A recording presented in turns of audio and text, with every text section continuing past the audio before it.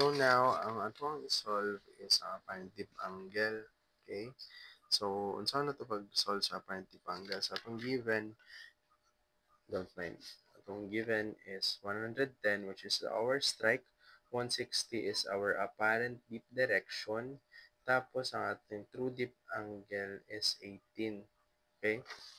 So, unsa na to na siya? First, i-plot na itong 110. So, 110. Sa baba, 110. Kana.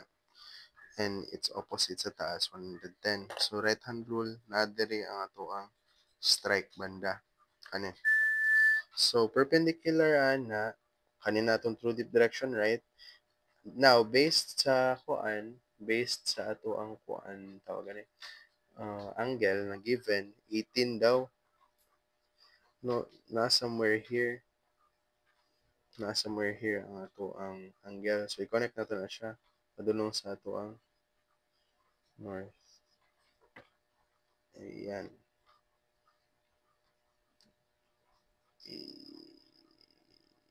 Ayan. Yan, na-connect na natin. Karon, para may bala na to ang apparent tip direction, apparent tip angle. Ang apparent tip direction na to is 160, right?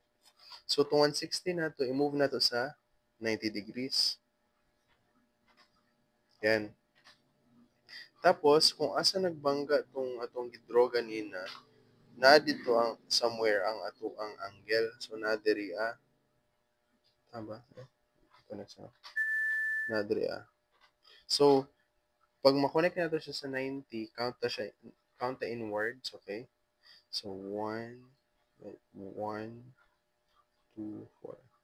So, 14. 14 ang ato ang nakuha. Ano 14. So, if i-base na to siya sa atong calculations using Trego, makuha na to is 13.97. Pero pag round off is 14 gapon. So, technically, ang nakuha natin is 14.